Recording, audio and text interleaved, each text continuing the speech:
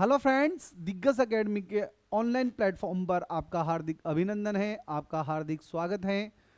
Current affairs की जो MCQ series है वो आज इस प्लेटफॉर्म पर कंटिन्यू करने जा रहे हैं हम, जो आपके परीक्षा की दृष्टि से महत्वपूर्ण रहने वाली है।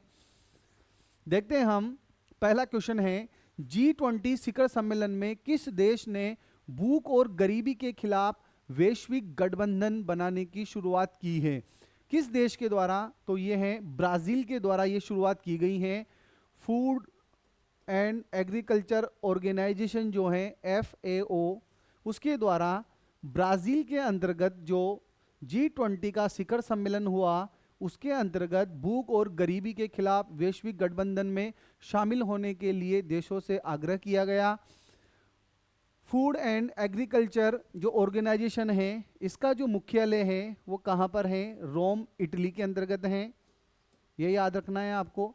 दूसरी बात क्या याद रखनी है कि हमारे जो SDG जो लक्ष्य हैं, उसके अंतर्गत जो हमारा नंबर 1 और नंबर 2 जो है गोल है, हमारा लक्ष्य है, उसको सुनिश्चित करने के लिए भूख और गरीबी के खिलाफ एक वैश्विक गठबंधन बनाने की बात जो है ब्राजील के शिखर सम्मेलन में की गई है। देखते हैं हम। फूड एंड एग्रीकल्चर ऑर्गेनाइजेशन के जो महानिदेशक हैं क्यू डेंग्यू, जो कहाँ के हैं? चाइना के हैं, ने सभी FAO जो सदस्य हैं और साझेदारों से भूख और गरीबी के खिलाफ नवगठित वैश्विक गठबंधन में शामिल होने का आग्रह किया है। यह पहल ब्राजील के द्वारा G20 नेताओं के शिखर सम्मेलन में आधिकारिक रूप से शुरू की गई थी। इसका जो उद्देश्य है वो क्या है? 2030 तक जो है गरीबी और भूखमरी को मिटाने की दिशा में प्रगति को तेज करना है। जो हमारा SDG लक्ष्य है 1 और 2 के अनुरूप है। यह गठबंधन SDG 10 के तहत जो असमानताओं को कम करने पर भी ध्यान केंद्रित करता है। यह एक महत्वाकांक्षी मंच रहने वाला है जो ब्राजील की G20 अध्यक्षता के तहत इन वैश्विक लक्ष्यों की दिशा में त्वरित कार्रवाई के लिए बनाया गया है। तो हमें याद रखना है कि G20 शिखर सम्मेलन में किस देश ने भूख और गरीबी के खिलाफ वैश्विक गठबंधन की शुरुआत की है? तो आंसर रहेगा ब्राजील का। ठीक है। दूसरा अगला क्वेश्चन है, कौन से भारतीय पारिस्थितिकीयविद जो हैं उनको चैंपियंस ऑफ द अर्थ पुरस्कार 2024 से नवाजा गया है? तो वह है माधव गौडगिल। माधव जो गौडगिल हैं उनको 2024 का चैंपियंस ऑफ द अर्थ पुरस्कार दिया गया है। ये संयुक्त राष्ट्र जो संघ है, संयुक्त राष्ट्र संघ का सर्वोच्च पर्यावरण पुरस्कार है ये। और 2025 की अगर मैं बात करूं तो 2025 का ये पुरस्कार सुप्रिया साहू को दिया गया है। सुप्रिया साहू को दिया गया है। ये IAS अधिकारी हैं और तमिलनाडु के अंतर्गत इन्होंने सिंगल यूज जो प्लास्टिक हैं, सिंगल यूज प्लास्टिक को खत्म करने की दिशा में महत्वपूर्ण कार्य किया है। 2025 का याद रखना है हमें, सुप्रिया साहू। और 2024 का चैंपियंस ऑफ द अर्थ पुरस्कार 2024 किसे मिला है? माधव गौडगिल को मिला है। इन्होंने क्या कार्य किया है? देखो, पारिस्थितिकीविद माधव गौडगिल को पश्चिमी घाट जो है हमारे जो जैव बायो हॉट स्पॉट हैं, जैव बायोडाइवर्सिटी के हॉट स्पॉट हैं, ये उस पर इन्होंने कार्य किया है। और पश्चिमी घाट पारिस्थितिकी विशेषज्ञ पैनल की अध्यक्षता की है इन्होंने, जो जनसंख्या दबाव, जलवायु परिवर्तन और विकास से उत्पन्न चुनौतियों का अध्ययन करता है। UNEP द्वारा 2005 में ये चैंपियंस ऑफ द अर्थ पुरस्कार स्टार्ट किया गया था और ये संयुक्त राष्ट्र का सर्वोच्च पर्यावरण पुरस्कार है। यह पुरस्कार उन व्यक्तियों, संगठनों को मान्यता देता है जो जलवायु परिवर्तन है, जैव विविधता है और प्रदूषण से निपटने के लिए स्थायी समाधान करने का प्रयास करते हैं। तो 2024 का किसे मिला है? माधव गौडगिल को। 2025 का हमें याद रखना है सुप्रिया साहू हैं, जिन्होंने सिंगल यूज प्लास्टिक जो है उसके यूज को खत्म करने की दिशा में कार्य किया है। और ऑपरेशन ब्लू माउंटेन जो है इनके द्वारा स्टार्ट किया गया था।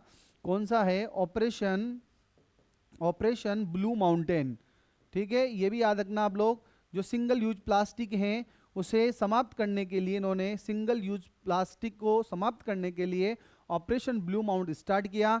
और इनके द्वारा तमिलनाडु के अंतर्गत जो है मैग्रो जो क्षेत्र है वनस्पति का, उस क्षेत्र को दुगना करने का भी प्रयास किया गया। इस वजह से इनको 2025 का सुप्रिया साहू को चैंपियंस ऑफ द अर्थ पुरस्कार से नवाजा गया है। अगला क्वेश्चन देखते हैं। 2024 में भारत में विदेशी पर्यटकों के आगमन की सूची में कौन सा देश शीर्ष पर है? तो अगर बात करें 2024 की, तो बांग्लादेश जो है वहां से आने वाले जो पर्यटक हैं हमारे यहाँ सबसे ज़्यादा रहे हैं। और 2025 में अगर बात करें तो यूएसए से आने वाले सबसे ज़्यादा विदेशी पर्यटक रहे हैं। यूएसए के बाद जो है बांग्लादेश से रहे हैं, और बांग्लादेश के बाद जो है थर्ड पोजीशन पर यूके से आने वाले पर्यटक हमारे यहाँ ज़्यादा रहे हैं 2025 के अंतर्गत। और 2024 की अगर बात करें तो 2024 के अंतर्गत जो हैं वो कौन से देश से आने वाले पर्यटक सबसे ज़्यादा रहे हैं? वो है बांग्लादेश से आने वाले। और 2025 की बात करूँ तो कहाँ से? यूएसए से आने वाले पर्यटक सबसे ज़्यादा रहे हैं हमारे यहाँ पर। देखते हैं हम 2024 में बांग्लादेश जो है भारत में विदेशी पर्यटकों के आगमन का प्रमुख स्रोत बना रहा। हालांकि राजनीतिक अस्थिरता के कारण इसमें कमी आई है। आप लोगों को पता है कि बांग्लादेश में जो राजनीतिक अस्थिरता चल रही है, और अब जाकर वहां पर प्रधानमंत्री जो है तारिक रहमान जो है वो बने हैं। आगमन 23.7% से घटकर 20.77% हो गया। भारत ने 2024 के पहले 8 महीनों में 6.19 मिलियन विदेशी पर्यटकों का स्वागत किया, जबकि थाईलैंड और मलेशिया जैसे देशों ने पर्यटकों को आकर्षित करने में भारत को काफ़ी पीछे छोड़ दिया था। अमेरिका और ब्रिटेन ने भी भारत के पर्यटन विकास में उल्लेखनीय योगदान दिया, जो इस क्षेत्र में अधिक राजस्व सृजन की संभावना को दर्शाता है। तो याद रखना आप लोग कि 2024 में तो बांग्लादेश से पर्यटक आए हैं हमारे यहाँ, और 2025 के अंतर्गत बात करें तो कहाँ से आए हैं पर्यटक? हमारे यूएसए से आए हैं। उसके बाद अगर बात करें हम कि one nation one subscription, one nation one subscription की बात की जाए, इस योजना का मुख्य उद्देश्य क्या है? ए ऑप्शन है छात्रों में डिजिटल साक्षरता को बढ़ावा देना, शीर्ष अंतर्राष्ट्रीय शोध लेखों और पत्रिकाओं तक पहुंच करना, ग्रामीण क्षेत्रों में अनुसंधान परियोजनाओं को वित्त पोषण करना, और देश भर में नए जो विश्वविद्यालय हैं उसकी स्थापना करना। इसमें से एक ऑप्शन आप बताएं कमेंट बॉक्स में फटाफट, क्या आंसर रहने वाला है? वन नेशन वन सब्सक्रिप्शन, इसका आंसर रहने वाला है शीर्ष अंतर्राष्ट्रीय शोध लेखों और पत्रिकाओं तक पहुंच बनाना। इस योजना का मुख्य उद्देश्य है। जो हमारी नेशनल एजुकेशन पॉलिसी 2020 आई है उसमें इसका प्रावधान है। विकसित भारत अभियान जो है हमारा 2047 का, उसके उद्देश्यों की ये पूर्ति करता है। देखते हैं हम, वन नेशन वन सब्सक्रिप्शन पहल भारत में वैश्विक विद्वतापूर्ण ज्ञान की पहुंच को लोकतांत्रिक बनाती हैं। नेशनल एजुकेशन पॉलिसी 2020 और विकसित भारत @2047 के लक्ष्यों के साथ यह मेल खाता है, उसके उद्देश्यों की पूर्ति करता है। पहले चरण के लिए 2025 से 27 के लिए इसमें 6000 जो करोड़ का जो बजट है इसके लिए आवंटित किया गया है। वन नेशन वन सब्सक्रिप्शन का मुख्य उद्देश्य सभी छात्रों, शिक्षकों और शोधकर्ताओं को शीर्ष अंतर्राष्ट्रीय प्रकाशकों से विद्वतापूर्ण शोध पत्रिकाओं और लेखों की समान पहुंच प्रदान करना है। मतलब जो विद्यार्थी हैं, योग्य विद्यार्थी हैं, शिक्षक हैं, जो शोधकर्ता हैं, उनको अंतर्राष्ट्रीय जो पत्रिकाएं हैं और विद्वतापूर्ण जो लेख हैं वहां तक उनकी पहुंच को बनाए रखने के लिए वन नेशन वन सब्सक्रिप्शन जो पहल है वो प्रारंभ की गई है। भारत की पहली बैटरी ग्रेड लिथियम रिफाइनरी किस शहर में शुरू की गई है? तो लिथियम जो बैटरी है ग्रेड, इसकी रिफाइनरी जो है वो कहाँ पर? ग्रेटर नोएडा उत्तर प्रदेश के अंतर्गत जो है ये रिफाइनरी स्टार्ट की गई है, और लोहन जो कंपनी है उसके द्वारा प्रारंभ की गई है। और ये रिफाइनरी जो है वो लिथियम जो हमारे चाइना से जो लिथियम आता है हमारे ईवी इलेक्ट्रिकल्स के लिए, उसकी आपूर्ति को ये कम करेगा, क्योंकि हमें इस रिफाइनरी से जो लिथियम प्राप्त होगा तो हमें चाइना से कम मंगाना पड़ेगा लिथियम, जो ईवी जो अभी सेगमेंट चल रहा है व्हीकल्स का, उसमें लिथियम बैटरी का उपयोग ज़्यादा किया जा रहा है। लोहुम कंपनी, याद रखना आप लोग कौन सी कंपनी है ये, लोहुम कंपनी, कंपनी का नाम याद रखिएगा आप लोग। जो लिथियम बैटरी बना रही है वो कौन सी कंपनी है, लोहुम कंपनी ने भारत की पहली battery grade lithium refinery greater Noida Uttar Pradesh में प्रारंभ की गई है। ये रिफाइनरी हर साल 1000 metric tonne battery grade lithium का उत्पादन करेगी। 2029 तक इसकी क्षमता को 20,000 टन तक बढ़ाने का टारगेट रखा गया है। और ई कचरे से ये रिसाइकिल करके क्या प्राप्त कर रहा है, लिथियम प्राप्त किया जा रहा है। कंपनी भारत के 90% लिथियम को परिष्कृत करती है। कैथोड एक्टिव मटेरियल उत्पादन का विस्तार कर रही है। इस रिफाइनरी की तकनीकी जो क्षमता है वो चीन के बराबर है और यह अमेरिका और यूरोप की सुविधाओं की तुलना में अधिक किफायती रहने वाली है। इस विस्तार से भारत की लिथियम आपूर्ति के लिए चीन पर जो निर्भरता है हमारी वो कम हो जाएगी, क्योंकि ईवी सेगमेंट के लिए हम लिथियम का उपयोग ज़्यादा कर रहे हैं। तो याद रखिएगा आप लोग, बैटरी ग्रेड लिथियम रिफाइनरी कहाँ पर, ग्रेटर नोएडा उत्तर प्रदेश में। और किस कंपनी के द्वारा, लोहुम कंपनी के द्वारा ये रिफाइनरी लगाई गई है। अगला क्वेश्चन है, वॉर हेडेड गूज एक दुर्लभ प्रवासी पक्षी है ये, जो हाल ही में किस राज्य में देखा गया है। जो वॉर हेडेड गूज एक जो पक्षी है, प्रवासी पक्षी, ये दुर्लभ पक्षी है जिसको IUCN के द्वारा, IUCN की जो बुक है रेड डाटा बुक, उसके अंतर्गत इसको संकटग्रस्त घोषित किया गया है। और ये जो पक्षी है इसकी विशेषता क्या है कि ये अत्यधिक ऊंचाई पर उड़ने में सक्षम है। जब ये हिमालय को पार करता है तो 25,000 मीटर की जो ऊंचाई है उससे भी ज़्यादा ऊंचाई पर ये उड़ सकता है। और ये अरुणाचल जो प्रदेश है वहाँ पर ये अभी देखा गया है। देखते हैं हम अरुणाचल प्रदेश, देखो वॉर हेडेड गूज एक दुर्लभ प्रवासी पक्षी हैं जो पहली बार अरुणाचल प्रदेश के पश्चिम में कामेंग जिले के मोशिंग जो गांव है उसमें देखा गया है। ये अपनी ऊंची उड़ान भरने वाला पक्षी में जो श्रेणी है उसमें से प्रमुख पक्षी हैं। हिमालय पार करते समय 25,000 फीट, याद रखना आप लोग, मीटर नहीं, 25,000 फीट की ऊंचाई तक पहुंच सकता है। ये मध्य एशिया का में पाया जाता है। ये भारत, पाकिस्तान, नेपाल, बांग्लादेश और जापान की ओर प्रवास करता है ये। तो याद रखना कहाँ देखा गया है, war headed goose Arunachal Pradesh के अंतर्गत।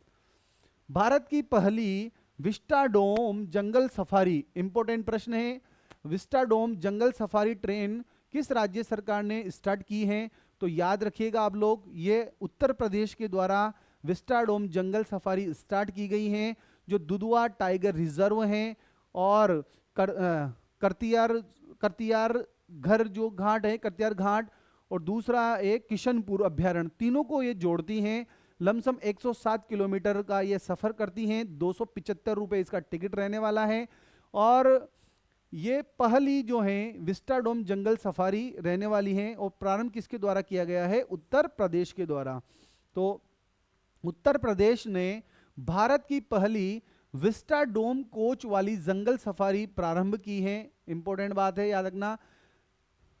कतरनिया घाट वन्यजीव अभ्यारण्य दुधवा टाइगर रिजर्व के बीच ये चलती हैं। इस ट्रेन में बड़े कांच की जो खिड़कियां और पारदर्शी छतें हैं, जंगल का शानदार दृश्य दिखाती हैं। फिलहाल ये ट्रेन एक सप्ताह में एक दिन चलती हैं। ट्रेन 107 किलोमीटर की दूरी तय करती है, 4 घंटे का समय लेती हैं। और प्रति व्यक्ति जो किराया है वो 275 रुपये इसके अंदर रहने वाला है। वन डेस्टिनेशन 3 फॉरेस्ट अभियान जो यूपी के द्वारा, यूपी में जो है वन डेस्टिनेशन 3 फॉरेस्ट अभियान का हिस्सा है। इसमें दुधवा टाइगर रिजर्व, कतरिया घाट और किशनपुर अभ्यारण्य को जोड़ने का कार्य किया जा रहा है। और इस अभ्यारण्य से ये गुजरती हैं। Uttar Pradesh eco tourism development board का उद्देश्य इको टूरिज्म को बढ़ावा देना है और स्थानीय लोगों के लिए रोजगार के अवसर पैदा करना है। तो हमें यहाँ हमारे परीक्षा की दृष्टि से ये याद रखना है कि विस्टाडोम कोच जो जंगल सफारी है वो कौन से राज्य में? उत्तर प्रदेश में। किस किस को जोड़ेगी ये? देख दो, दुधवा है, कतिया घाट है, और किशनपुर अभ्यारण्य को जोड़ने का कार्य करेगी ये जंगल सफारी। प्रधानमंत्री सुरक्षित मातृत्व अभियान किस मंत्रालय द्वारा शुरू किया गया है? तो प्रधानमंत्री सुरक्षित मातृत्व अभियान जो है वो स्वास्थ्य और परिवार कल्याण मंत्रालय के द्वारा प्रारंभ किया गया है, क्योंकि इसमें मातृ मृत्यु दर को कम करने का लक्ष्य रखा गया है। अभी अगर बात करें कि मातृ मृत्यु दर जो है वो घटकर जो है वो कम रह गई हैं, जो पिछले वर्षों की तुलना के अंतर्गत जून 2016 में स्वास्थ्य और परिवार कल्याण मंत्रालय के द्वारा शुरू किया गया था। ये हर महीने गर्भवती महिलाओं को मुफ्त और गुणवत्तापूर्ण प्रसवपूर्ण देखभाल देता है ये कार्यक्रम। भारत का मातृ मृत्यु दर 2014 और 16 में जो 130 था 1 लाख पर, वो घटकर 2021 और 23 में कितना रह गया है? 80 रह गया है। मतलब 1 लाख बच्चों के जन्म पर जो मातृ मृत्यु दर जो है वो अभी कितनी है हमारी? 80 रह गई है। याद रखिएगा, आप लोग, पूछा जा सकता है आपसे। इजराइल की रक्षा रणनीति में सैमसन ऑप्शन क्या है? सैमसन ऑप्शन क्या है? इजराइल और ईरान का जो अभी हमें देखने को मिल रहा है लेटेस्ट में कि दोनों में तनातनी चली हुई है, तो इजराइल का एक परमाणु प्रतिशोध सिद्धांत है ये। इजराइल ने जो बाइबिल का जो पात्र है सैमसन, उसके नाम पर ये एक ऑप्शन स्टार्ट किया है जो लास्ट में खुद भी खत्म होता है और सबको खत्म कर देता है। इस सिद्धांत के आधार पर ये परमाणु प्रतिशोध सिद्धांत जो है वो इजराइल का है। हाल ही में ईरान के साथ जो तनाव जो चल रहा है और क्षेत्रीय खतरों के बीच इजराइल की परमाणु रणनीति है सैमसन ऑप्शन चर्चा में रही है। यह सिद्धांत बताता है यदि इजराइल पर अपने अस्तित्व का खतरा अगर आ जाता है, अपने अस्तित्व को बनाए रखने का, तो वो परमाणु आक्रमण कर सकता है। इसका नाम जो है उन्होंने बाइबिल के जो पात्र हैं सैमसन, उनके नाम पर रखा है, जो अंतिम समय में स्वयं भी नष्ट होता है और सबको भी नष्ट कर देता है। और इजराइल इस विषय पर अस्पष्टता की नीति को अपनाता है। तो ये जो सैमसन ऑप्शन जो है वो क्या है? इजराइल का परमाणु प्रतिशोध सिद्धांत है ये। ठीक है। हाल ही में मानव बाघ संघर्षों के प्रबंधन के लिए केंद्रीय पर्यावरण मंत्रालय के द्वारा मंजूर की गई पायलट प्रोजेक्ट योजना का नाम क्या है? अभी आप लोग देख रहे होंगे कि जो टाइगर रिजर्व जो होते हैं उनमें बाघ रहते हैं, लेकिन उनके बाहर के जो क्षेत्र हैं उनके अंतर्गत भी बाघ का विचरण देखा गया है और वहां मानव और बाघ के बीच में संघर्ष देखा गया है। इसी संघर्ष को रोकने के लिए केंद्रीय पर्यावरण मंत्रालय के द्वारा एक पायलट योजना स्टार्ट की गई है, tigers outside of tiger reserve. तो टाइगर रिजर्व के बाहर का जो क्षेत्र है जहां पर टाइगर विचरण कर रहे हैं उस क्षेत्र को भी प्रोटेक्ट करना इस प्रोजेक्ट का कार्य रहेगा। हाल ही में केंद्रीय पर्यावरण मंत्रालय ने tigers outside of tiger reserve नामक एक पायलट योजना के लिए फंडिंग की है, जिसका उद्देश्य क्या है? मानव बाघ संघर्षों को कम करना है। यह योजना उन क्षेत्रों में सुरक्षा, निगरानी और संघर्ष प्रबंधन को बेहतर बनाएगी जहां बाघ अभ्यारण्यों के बाहर रहते हैं। याद रखिएगा आप लोग। और कुल इसके लिए भी 88 करोड़ रुपए का बजट रखा गया है। और भारत में अगर देखा जाए तो 30% जो बाघ हैं वो इन संरक्षित जो बाघ टाइगर रिजर्व के बाहर वाले क्षेत्र के अंतर्गत विचरण करते हैं। तो इस वजह से tigers outside of the tiger reserves ये पायलट प्रोजेक्ट स्टार्ट किया गया है। Arc of deforestation, very very important. Arc of deforestation नामक क्षेत्र जो वनों की कटाई और गर्मी का एक प्रमुख हॉट स्पॉट है, किस उष्ण कटिबंधीय जंगल में स्थित हैं? तो ये अमेजन के उष्ण कटिबंधीय जो जंगल हैं वहां पर स्थित है। ये आर्क ऑफ डिफॉरेस्टेशन पशुपालन और कृषि के लिए लगभग 5 लाख जो क्षेत्र हैं एरिया उसको डिफॉरेस्टेशन किया गया है, जिससे वहाँ टेम्परेचर में बढ़ोतरी हुई है। तो ये उष्णकटिबंधीय जंगल जो है वो अमेजन का है, जहां पर आर्क ऑफ डिफॉरेस्टेशन नामक क्षेत्र है। Arc of deforestation Amazon Varsha one के दक्षिणी हिस्से हैं, खासकर ब्राजील में फैला हुआ है। यहाँ पशुपालन और कृषि के कारण बड़े पैमाने पर जंगलों की कटाई की गई है। लगभग 5 लाख वर्ग किलोमीटर में फैला हुआ यह क्षेत्र दुनिया में सबसे तेज उष्णकटिबंधीय वनों की कटाई और 0.70 डिग्री सेल्सियस से 0.70 डिग्री सेल्सियस से अधिक स्थानीय गर्मी के लिए जाना जाता है, जिससे जैव विविधता और मानव स्वास्थ्य पर गंभीर असर पड़ रहा है। मतलब ये हॉट स्पॉट बनता जा रहा है, टेम्परेचर जहां पर इंक्रीज हो रहा है अमेजन के अंतर्गत। ज्ञान भारतम अंतर्राष्ट्रीय सम्मेलन, ज्ञान भारतम अंतर्राष्ट्रीय सम्मेलन हुआ, उसमें भारत की पांडुलिपि विरासत को डिजिटलाइजेशन करने, संरक्षित करने के लिए शुरू किए गए पोर्टल का नाम बताइए।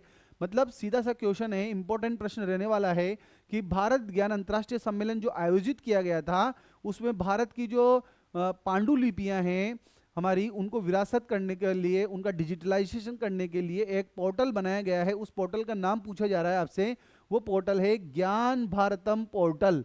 ठीक है, ज्ञान भारतम पोर्टल है ये। हाल ही में प्रधानमंत्री मोदी जी ने नई दिल्ली के अंतर्गत आयोजित ज्ञान भारतम अंतर्राष्ट्रीय सम्मेलन जो है उसमें ज्ञान भारतम पोर्टल लॉन्च किया है। याद रखना आप लोग, ये पोर्टल जो है नई दिल्ली के अंतर्गत ज्ञान भारतम अंतर्राष्ट्रीय जो सम्मेलन हुआ है उसमें लॉन्च किया गया है। यह पोर्टल बजट सत्र 2025 में घोषित ज्ञान भारतम मिशन का एक हिस्सा है।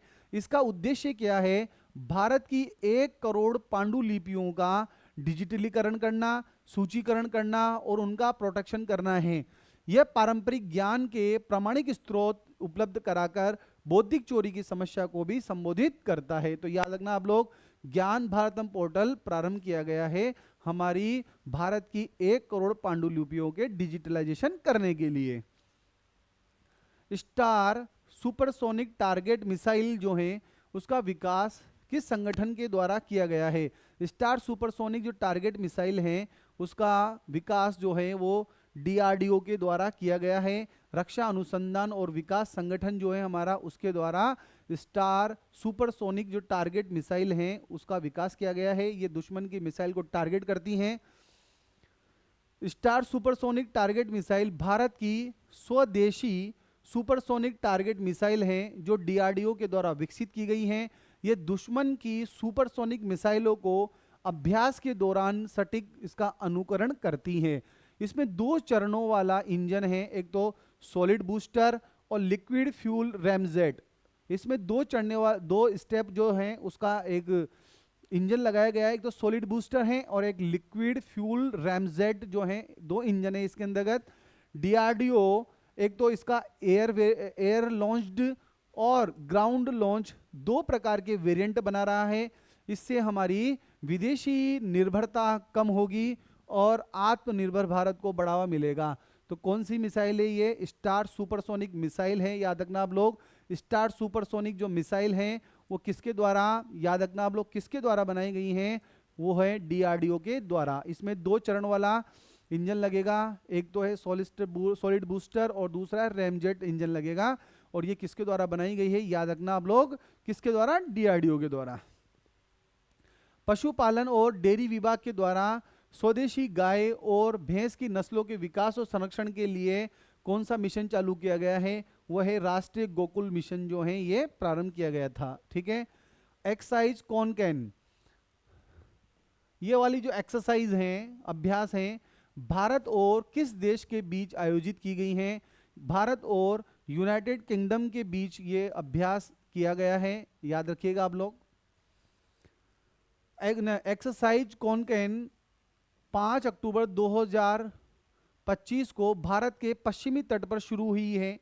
यह भारतीय नौसेना और यूनाइटेड किंगडम की जो रॉयल नेवी के बीच द्विपक्षीय नौसैनिक अभ्यास हैं और इसमें से भारत का जो आईएनएस विक्रांत है उसने इसमें भाग लिया है। याद रखना आप लोग इस एक्सरसाइज के अंतर्गत। भारत के किस विभाग ने इंडिया मोबाइल कांग्रेस 2025 में AI फॉर गुड समिट की मेजबानी की है? भारत के किस डिपार्टमेंट ने इंडिया मोबाइल कांग्रेस 2025 में AI फॉर गुड समिट की मेजबानी की है? तो इसका आंसर रहने वाला है दूरसंचार विभाग के द्वारा इसकी मेजबानी की गई है। हाल ही में दूरसंचार विभाग और अंतर्राष्ट्रीय दूरसंचार विभाग ने भारत का दूरसंचार विभाग और अंतर्राष्ट्रीय दूरसंचार जो संघ है उसने नई दिल्ली में इंडिया मोबाइल कांग्रेस 2025 के दौरान AI फॉर गुड समिट का आयोजन किया है। ये याद रखिएगा आप लोग। और ITU जो है, ITU है, इसकी स्थापना जो है वो 1865 के अंतर्गत हुई है और 1947 के अंतर्गत यह UN की एक एजेंसी बन गई है। याद रखिएगा आप लोग। ITU संयुक्त राष्ट्र संघ की सूचना संचार प्रौद्योगिकी से जुड़ी विशेष एजेंसी है। इसकी स्थापना जो है ITU की 1865 में हुई और 1947 में ये एक UN की एक एजेंसी बन गई है। तो हमें इतना सा याद रखना है कि दूरसंचार विभाग भारत का और अंतर्राष्ट्रीय दूरसंचार संघ दोनों ने मिलकर नई दिल्ली के अंतर्गत जो इंडिया मोबाइल कांग्रेस का आयोजन हुआ उसमें AI फॉर गुड समिट का आयोजन किया है। अक्टूबर 2025 में कैथरीन कॉनली किस देश की राष्ट्रपति चुनी गई हैं? यह है आयरलैंड की। याद रखना आप लोग, कैथरीन कॉनली जो हैं किस देश की राष्ट्रपति चुनी गई हैं? यह है आयरलैंड की हैं। कैथरीन कॉनली स्वतंत्र वामपंथी राजनेता अक्टूबर 2025 में आयरलैंड की 10वीं राष्ट्रपति चुनी गई हैं। इन्होंने हेथर हैम्फ्रीज को बड़े अंतर से हराया है और 2016 में यह गालवे वेस्ट क्षेत्र की सांसद भी रही हैं। आयरिश संसद की ये उपाध्यक्ष भी रह चुकी हैं। दूसरी बात करें हम तो आयरलैंड में राष्ट्रपति का जो पद होता है वो औपचारिक रूप से होता है, लेकिन यहाँ पर उनकी जो जीत है, उनके स्वतंत्र विचार हैं, प्रगतिशील विचार हैं, उनके जनता का उनको समर्थन मिला है, ये दर्शाता है। तो याद रखिएगा आप लोग, कैथरीन कॉनली अक्टूबर 2025 के अंतर्गत किस देश की राष्ट्रपति बनी है? वो है आयरलैंड की। हाल ही में समाचार पत्रों में रहा फेयर लीफ मंकी जो है भारत के किस क्षेत्र में मुख्य रूप से पाया जाता है? ये फेयर लीफ मंकी जो है वो पूर्वोत्तर भारत के अंतर्गत पाया जाता है, ये याद रखिएगा आप लोग। और IUCN की जो लिस्ट है उसमें भी ये संकटग्रस्त की श्रेणी में शामिल है। तेजी से घटते आवास के कारण फेयर लीफ मंकी को अपनी प्राकृतिक आदतें बदलनी पड़ रही हैं। ये बंदर मुख्य रूप से त्रिपुरा, असम और मिजोरम सहित पूर्वोत्तर भारत में पाया जाता है और इसकी संरक्षण स्थिति में IUCN की जो रेड डाटा बुक है उसमें इसको संकटग्रस्त घोषित किया गया है। और ये कहाँ पर पाया जाता है? पूर्वोत्तर भारत के अंतर्गत। नमो लक्ष्मी योजना किस राज्य सरकार द्वारा प्रारंभ की गई है? तो एक गुजरात सरकार की योजना है। इसके अंतर्गत जो माध्यमिक और उच्च माध्यमिक कक्षा के अंतर्गत जो बालिकाएं पढ़ रही हैं उनके बालिकाओं के संरक्षण के लिए ये योजना स्टार्ट की गई है। नमो लक्ष्मी योजना किसके द्वारा? गुजरात सरकार के द्वारा। गुजरात सरकार ने नमो लक्ष्मी योजना के तहत 2025-26 में शैक्षणिक वर्ष में माध्यमिक और उच्च माध्यमिक शिक्षा में पढ़ने वाली 12 लाख से अधिक छात्राओं को 12 लाख से अधिक छात्राओं को 1250 करोड़ रुपए की आर्थिक सहायता देने की घोषणा की गई है। इसका उद्देश्य है कि जो लड़कियां होती हैं कई आर्थिक कारणों से उसकी पढ़ाई जो होती है बीच में छोड़ दी जाती हैं। इस योजना का उद्देश्य यही है कि बच्चियों की पढ़ाई कंटिन्यू रहे। और ये योजना किस सरकार के द्वारा स्टार्ट की गई है? नमो लक्ष्मी योजना गुजरात सरकार के द्वारा। केंद्रीय कृषि मंत्री जी जो है हमारे शिवराज सिंह जी, उनके द्वारा भारत विस्तार योजना की जो शुरुआत है किस राज्य से प्रारंभ की है? ये हमारे राज्य से राजस्थान से प्रारंभ की गई है भारत विस्तार। ठीक है। केंद्रीय कृषि और किसान कल्याण मंत्री ने भारत विस्तार योजना का शुभारंभ जयपुर राजस्थान से किया है। यह योजना कृषि क्षेत्र में टेक्नोलॉजी आधारित सेवाओं को सुदृढ़ करने हेतु प्रारंभ की गई है कि कृषि में हम किस प्रकार टेक्नोलॉजी का ज़्यादा से ज़्यादा उपयोग कर सकते हैं। तो इस प्रकार आज हमने करंट अफेयर्स के कुछ इंपॉर्टेंट क्वेश्चन डिस्कस करे हैं और इस प्लेटफॉर्म पर कंटिन्यू ये सीरीज रहने वाली हैं। तो मिलते हैं अगले क्लास में एक नए करंट अफेयर्स के साथ। जब तक पढ़ते रहिए, अपनी नॉलेज को अपडेट करते रहिए, स्वस्थ रहिए, मस्त रहिए। धन्यवाद।